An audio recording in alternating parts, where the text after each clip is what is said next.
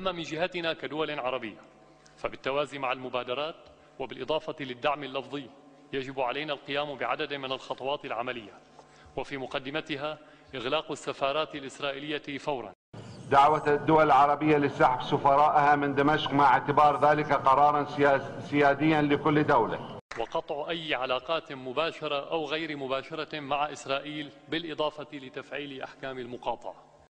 تعليق مشاركة وفد حكومة الجمهورية العربية السورية.